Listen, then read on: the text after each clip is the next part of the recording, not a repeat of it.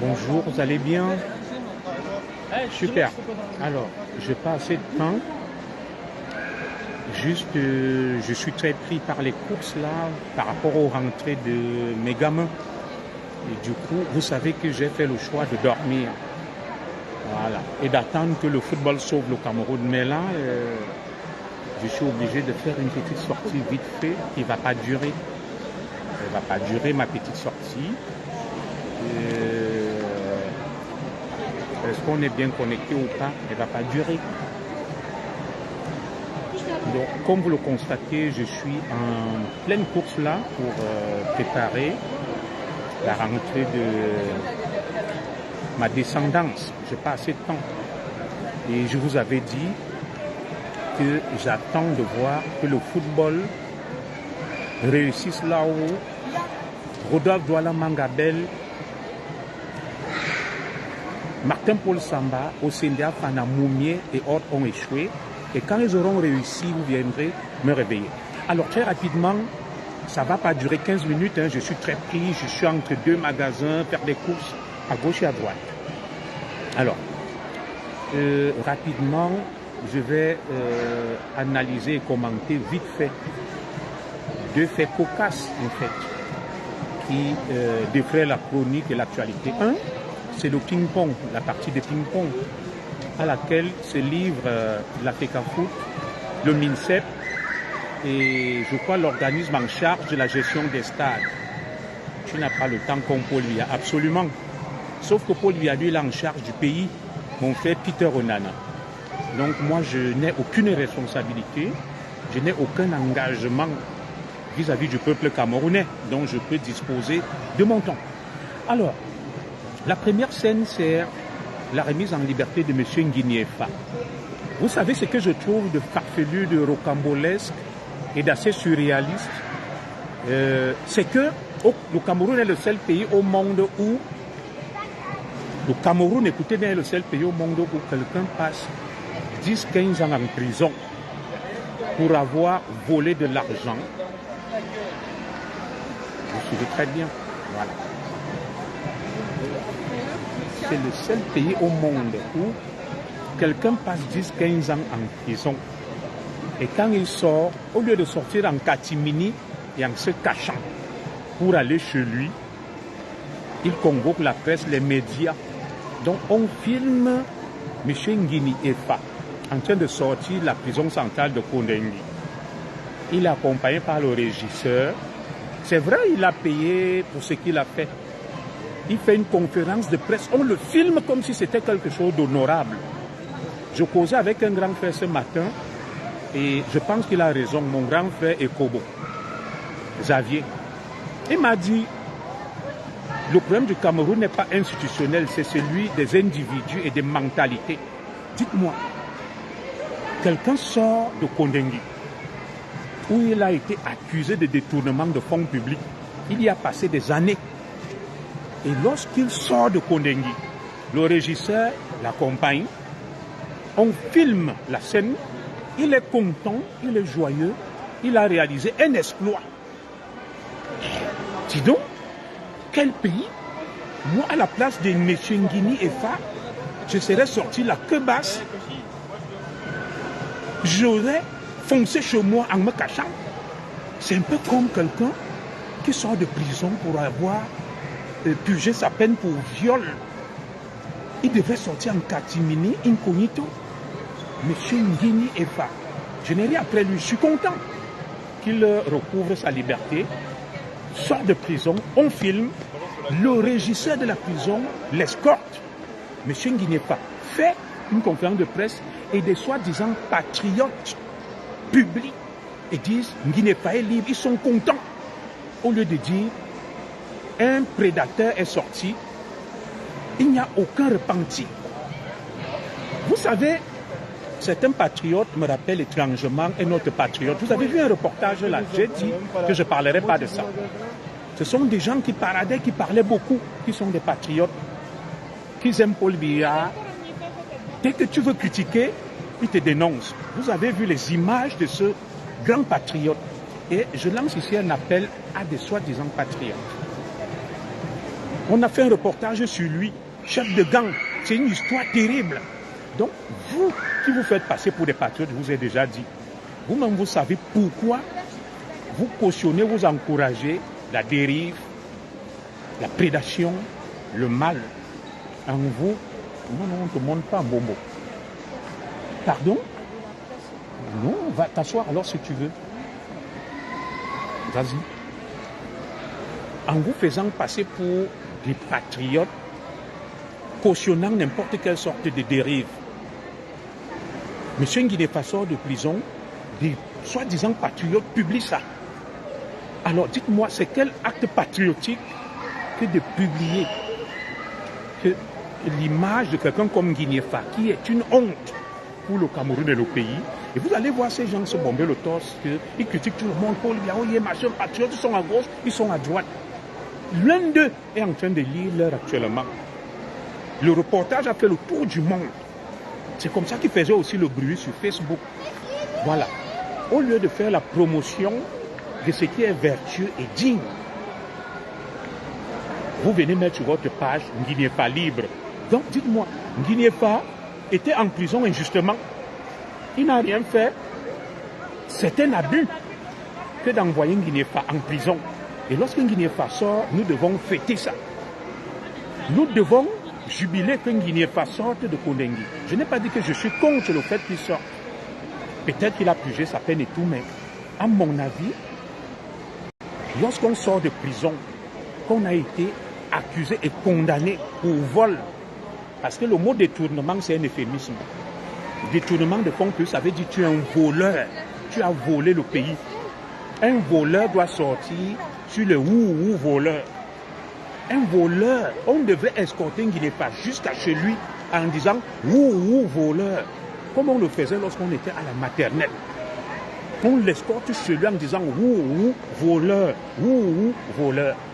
Le Cameroun est le seul pays au monde où quelqu'un sort de prison après avoir tué, volé, commis n'importe quelle sorte d'impair et de dérive. On lui déploie le tapis rouge, on sonne les clairons et on fait la fête. C'est l'une des curiosités au monde, le Cameroun. Et des soi-disant patriotes, le public qui n'est pas libre, ils sont contents. Alors, je veux savoir quelle est la logique qui sous-tend les actes, les agissements, les postures de ces prétendus patriotes. Heureusement, on voit un prétendu patriote accusé de tous les noms d'oiseaux. Le reportage a fait le tour du monde. C'est un patriote, hein? Il parlait beaucoup au nom de Paul Biya. Il faisait aussi comme ceux qui font là. Que oui, dès que tu veux parler de Paul Biya, tu veux critiquer, tu veux dénoncer, ils sortent.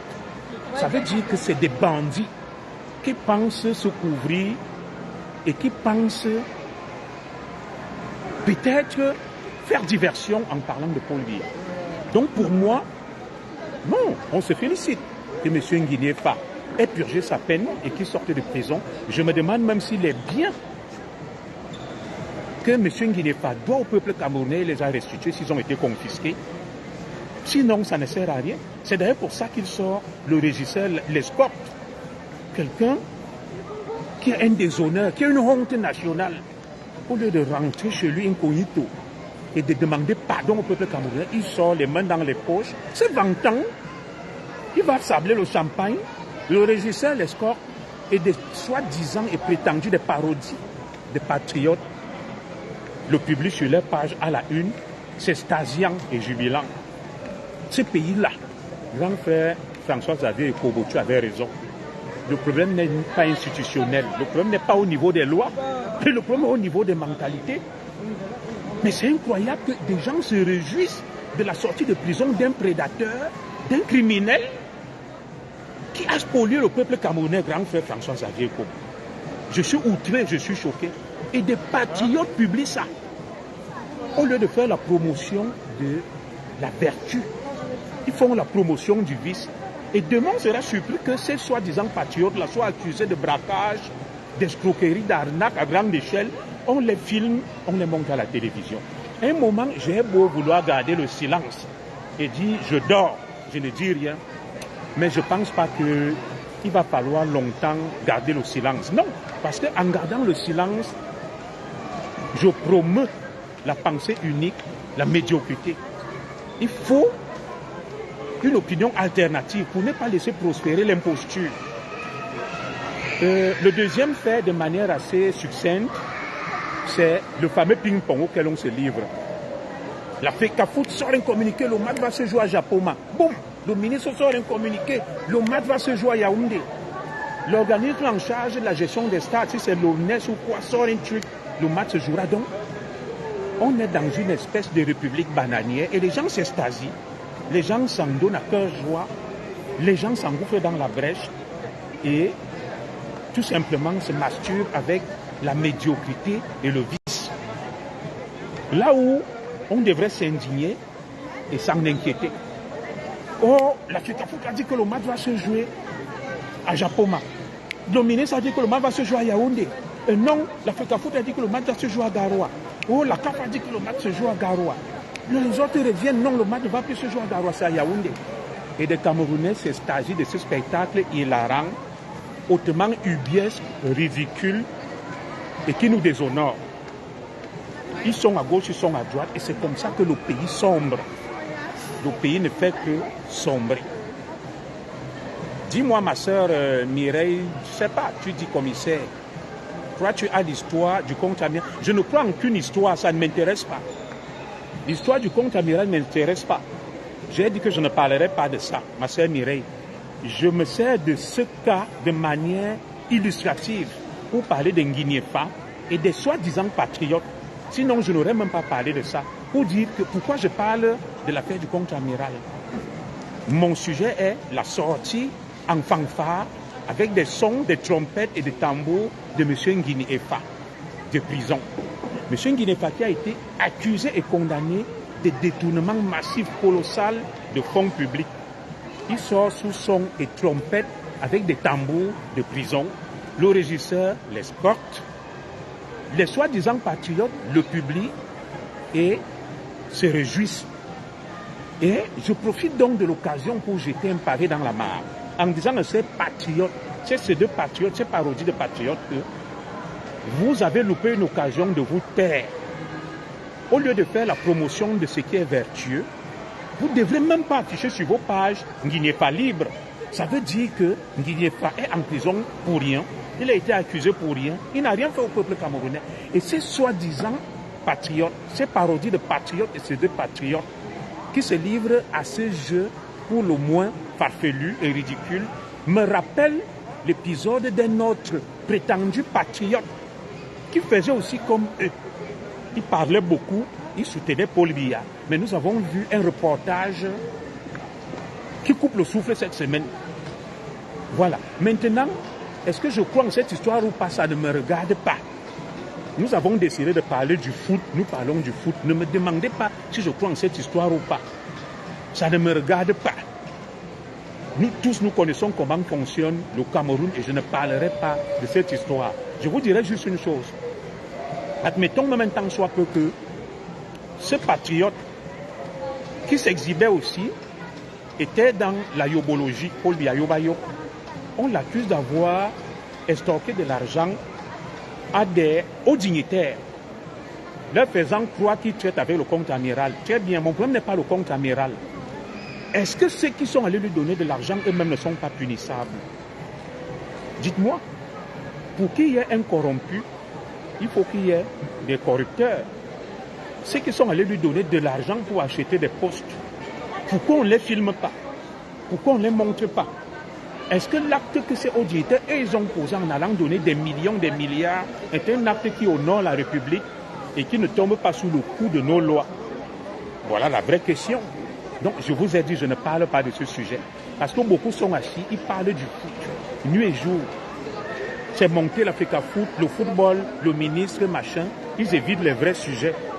Mais moi, je dois mettre mes mains dans le cambouis, m'exposer. Pendant ce temps, les autres vont au Cameroun, boivent le vin, chercher les femmes avec des pseudonymes et me demandent d'être toujours en première ligne. Nous tous, on va faire le malin. Je ne parle pas de ça. Voilà. J'ai assez d'éléments sur cette affaire de Mbapou contre le compte amiral, mais je ne parle pas de ça. Nous allons tous jouer à ce petit jeu de malin et on va voir où ira le Cameroun. Tout le monde veut voir ses enfants grandir, tout à fait, manger le poisson braisé et le porc braisé, boire les bières. C'est Zogo qui doit se sacrifier. C'est Zogo qui doit faire des directs sur des sujets sensibles où on risque nos vies, notre liberté, on expose nos familles. Pendant ce temps, ils sont tranquilles. Ils vont au Cameroun, ils mangent, ils boivent. Ils ne parlent que des sujets où ils ne risquent rien, le foot. Donc, en quoi est-ce que ce spectacle honore le Cameroun? Ils mangent le soya, ils sont fiers, ils font des photos, ils passent des vacances au Cameroun, mais ils viennent me dire, commissaire, parle de l'affaire de Glencore, parle de Ngongo, parle de ceci, dénonce Eyeba ici. Mais eux-mêmes, silence radio, ils ne disent rien. Ils veulent aller manger le soya, le porc braisé, le poisson braisé, gnoxer les petites filles au Cameroun, boire, jouer les grappes. C'est moi qui dois venir m'offrir à l'Holocauste, en victime sacrificielle. Je dois sacrifier et moi et toute ma famille. Et quand ma famille mourra et moi-même, ils vont continuer à gnoxer les femmes à boire et à manger. On ne les connaît même pas sur Facebook, ils ont des pseudonymes. Tu vas entendre à Lac Pato, à Bracada, Cobra. Mais moi, je viens avec mon nom Junior Zogo. Quand je me retrouve au tribunal, traqué même par les services secrets, tout le monde me déteste, tous les hauts dignitaires, ils sont tranquilles. Ils partent au Cameroun. Bonsoir mon petit frère Billy Akele, tu vas bien? Je vais très bien mon petit. Voilà. Donc, voilà notre petit frère Billy Akele qui est là. Ils étaient contents. Le voilà, il a rebosa, il souffre. Personne ne l'aide, mon petit frère. Mais pourtant, des gens venaient que Billy est un héros, Billy a bien fait.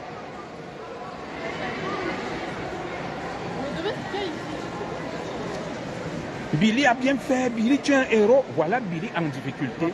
Plus personne ne l'aide. Les autres mangent, boivent, mangent le soya, le porc braisé, le poisson braisé, gnoxent les filles, vont au Cameroun, voient leur famille, sont tranquilles. Voilà. Les Zogo, les Billy, les VP, les Guylaine Chapuis, nous, on doit aborder les sujets où on risque nos vies, où on doit nous égorger. Ils viennent me dire, fais le reportage. Viens nous décrypter l'affaire du compte amiral. Je ne décrypte rien. Pour qu'on aille m'égorger et que j'aille en prison, je ne décrypte rien. Je n'ai rien à dire sur l'affaire du compte amiral. J'ai beaucoup de choses à dire, mais je ne dis rien. Moi aussi, je veux vivre. Je veux voir mes enfants grandir. Soit on libère tous le Cameroun ensemble. Donc, on se sacrifie ensemble. Soit on ne fait rien. Vous faites des petits malins. Je ne parlerai pas de ça. Donc, le dernier sujet, c'est cette honte entre la FECAFOOT, le ministère des Sports et l'ONIES. Voilà. On se livre à une partie de ping-pong là où on devrait s'indigner. Le pays est dans la boue. Rien que pour les lions indomptables, je le disais à quelqu'un. Le foot apporte quoi même à un pays? Il y a un qui est venu me dire, le Cameroun est mondialement connu. Et ça nous apporte quoi? Il y a des pays qui ne jouent pas au foot, qui sont des grandes puissances dans le monde. J'ai dit à beaucoup qu'au moment où ils parlaient là, en France où je vis, les familles modestes, l'État français leur a accordé, on appelle ça la location rentrée. Vous préparez les rentrées. Beaucoup d'argent. Mais vous êtes au Cameroun, moi qui viens pour défendre le pouvoir d'achat, accorder des aides sociales, aider les pauvres, c'est moi qu'on attaque, c'est moi qu'on insulte. Comme si mes enfants avaient un problème. Mes enfants n'ont pas de problème. Mes enfants n'ont pas de problème. J'ai préparé la rentrée pour eux. J'ai acheté tout ce qu'il faut. Lorsque je dis qu'il faut des aides au Cameroun, il faut aider les familles modestes, c'est pour vous. Vous venez m'insulter, vous m'attaquez, vous parlez du foot, vous pharaonisez des crapules, vous attaquez à ceux qui sont là pour vous défendre. Moi, je ne fais plus rien, je vais vivre. Voilà. Voilà la honte nationale. Prenons le cas des lions indomptables, le football. Qu'est-ce que le football apporte à un pays? Depuis le début de cette année, ce que l'État du Cameroun a mis sur les lions indomptables avoisine déjà 12 milliards de francs CFA. Est-ce que vous savez ce qu'on peut faire avec 12 milliards de francs CFA? Quand on va même se qualifier pour la Coupe d'Afrique du Maroc, dites-moi, qu'est-ce que ça va apporter au Cameroun? Lorsqu'on va se qualifier pour la CAN, ça va apporter quoi au Cameroun? Est-ce que cet argent à 12 millions, on ne peut même pas prendre ça? On met ça dans le social. On aide les familles pauvres et modestes à préparer les rentrées. On aide les gens à se faire soigner. J'ai un de mes petits là. Il a une ordonnance de 20 000 à la Quintini. Ça fait 2 semaines, il m'appelle nuit et jour. Des gens ne peuvent même pas se faire soigner. Des gens ne peuvent même pas se faire soigner au Cameroun. Mais il parle du foot. Voilà les milliards engloutis dans le foot. On monte, on descend, c'est à gauche, c'est à droite. Non, ça sera à Garoua. Ça apporte quoi au Cameroun? Ça apporte quoi au Cameroun? Dites-moi. Là où on devrait même dire que le pays a touché le fond. Il y a un dirigeant à la tête du pays, le président Biya. Il est rentré, il va prononcer des discours staliniens. Dans l'histoire du débarquement allié en Normandie. Mais les problèmes qu'il y a chez lui au Cameroun, il ne parle pas des problèmes de l'Afrique, mais il parle résoudre les problèmes du monde. Dans quel pays vous avez déjà vu qu'il y a un tel capharnaüm, un tel bordel, un tel désordre? Le ministre dit ceci, le président de la fédération dit ceci, les gens s'estagient à gauche, à droite. Vous allez voir des bandes des gens vivant ici, n'ayant même pas de papier, ne mangeant pas, escroquant, ou fait qu'à foutre à gauche, ministre à droite, ils ne se soucient pas de leur vie, de leur avenir. Au moment où ils devraient même s'en inquiéter, de où va le pays? De où va le pays? Le pays a-t-il encore un dirigeant? Y a-t-il encore un capitaine à bord? Ils ne disent rien. Ils disent rien. Ce spectacle, qui n'est pas du tout drôle, les amuse. Soyons sérieux. Ailleurs, on aurait frappé le poing sur la table. Le Cameroun est comme une auberge espagnole, un véritable capharnaüm. C'est le désordre, le pouvoir est dans la rue. On ne sait plus qui dit quoi, qui gère quoi. Pendant ce temps, des milliards sont engloutis dans le football. Des gens meurent parce qu'ils n'ont pas pu payer une ordonnance. Depuis janvier 2024, l'État du Cameroun a mis dans le football plus de 12 milliards de francs CFA. Cet argent sert à quoi? Est-ce qu'on ne peut même pas dire que bon, c'est bon là? Pendant 2 ans, on n'a pas les moyens pour soutenir l'équipe nationale dans le football. On prend cet argent, on injecte dans le social. On donne aux familles pour préparer les rentrées, pour améliorer le pouvoir d'achat, pour aider les plus fragiles et vulnérables. Non, on injecte de l'argent dans des secteurs inutiles pour la gloire. Pendant ce temps, des gens me harcèlent en inbox. Je reçois par jour 100 à 200 demandes d'aide. Le commissaire, j'ai une ordonnance de 10 000, j'ai une ordonnance de 20 000, j'ai une ordonnance de ceci. Les Camerounais ne peuvent pas se faire soigner, ils ne peuvent pas manger, ils ne peuvent pas envoyer les enfants à l'école, ils ne peuvent rien faire. Mais on s'extasie, n'est-ce pas, de cette gabégie. 12 milliards de francs CFA engloutis dans le football. Ça apporte quoi à mon père qui est à Kalaminkoul, à ma mère qui est à Ebebda, à tous ceux qui misèrent au Cameroun? C'est pour ça que je vous ai dit, il y a bon mot. L'homme ne fait pas l'homme. J'utilise, n'est-ce pas, cette image, ce langage imagé pour vous faire comprendre les paradoxes du Camerounais qui évite les vrais sujets et préfère ce qu'on appelle la distraction et ne comptez plus sur moi pour vous servir d'exutoire, de paravent, de paratonnerre, de fusible. Je ne suis pas là. Nous tous, on va faire le malin. Là où je suis là, je ne peux pas les rentrer à mes enfants. Ils ont tout ce qu'il leur faut. Je vais rentrer là, je vais faire mon barbecue, je vais manger, boire mon vin. Amusons-nous. Faisons tous le malin, on va voir qui va souffrir. Mais ceux qui viennent m'appeler là, moi je ne peux pas porter toute la misère du Cameroun. Quand je fais un direct comme ça, ils ne soutiennent pas, ils ne se montrent pas. Mais ils viennent me harceler en inbox, que aide-moi pour les rentrer, aide-moi à payer l'ordonnance. Mes chers amis, en France où je vis, j'ai la carte vitale, la sécurité sociale, la santé est un droit. Je tombe malade là, même si je n'ai pas 5 francs, je vais à l'hôpital, on va me soigner. Quand je vous dis, battons-nous pour qu'il y ait la couverture maladie au Cameroun, un minimum d'aide sociale, vous m'insultez, vous parlez du foot, parlons du foot. Parlons du foot, on ne va pas arrêter de parler du foot, parlons du foot, on va voir qui sera perdant. Parlons du foot, on va voir qui sera perdant. Il y a bon mot. Donc, voilà ce que je voulais vous dire. Un pays ridicule, dans la boue. Une partie de ping-pong à gauche, à droite, à gauche, à droite. Les vrais problèmes du pays sont là, personne n'en parle. Continuons. Moi, je suis là, je bois mon vin, je mange ma nourriture, mes enfants vont à l'école.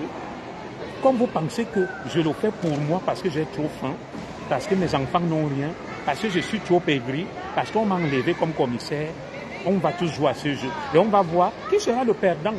C'est pour ça que je vous ai dit que désormais, ne comptez plus sur moi pour aborder les sujets sensibles. Ne comptez plus sur moi pour aborder les sujets où je risque ma vie, où j'expose ma famille. Parce que vous faites le malin. Vous buvez, vous mangez, vous parlez des sujets inutiles. Vous allez au Cameroun, vous avez des pseudonymes. Rien ne vous inquiète. Mais quand vous me voyez, vous me dites que commissaire Zogo prend l'arme, tu abats Paul Biya, tu abats le compte-amiral Joseph Fouda. Mais vos pseudonymes sont les King Kong, les Abolo, les Ikemefuna. Vous ne fonctionnez pas avec vos vrais noms. Vous allez au Cameroun, vous buvez, vous mangez, mais dès que vous venez me voir ici, vous jouez les King Kong. Que si vous voyez Paul Biya, vous allez le boxer, vous allez le finir. Mais au Cameroun, vous rasez les murs. Vous ne dites rien. Minal, ne comptez pas sur moi. Je ne viens rien dire sur le cas du contre-amiral. Que ça soit vrai ou faux, une mise en scène, je m'en fous. Ça ne me regarde pas. On va tous faire le malin. C'est pour ça que je vous ai dit que le football va réussir là où Martin Paul Samba, Rudolf Douala Mangabel, Oumniobe, Osendia Fana, Moumier et le reste ont échoué. Et quand donc le football va réussir, là, venez me réveiller. Mais entre-temps, je dors aussi. Je mange le soya, je mange le porc brisé, je mange les poissons brisés, je bois le vin, je suis tranquille. Voilà. On donne au peuple ce qu'il aime. Je suis d'accord avec vous, mon frère Georges Serlone. Le peuple aime la distraction, le football. Nous allons servir au peuple ce qu'ils aiment. Donc mes prochains directs là seront tout le temps dans la fête, en train de boire, de manger, de faire la fête. C'est ce que le peuple aime et c'est ce que je vais faire désormais. Voilà. N'attendez plus mes grands décryptages intellectuels, hautement épistémologiques, où j'aborde des problématiques sensibles que tout le monde évite. Non.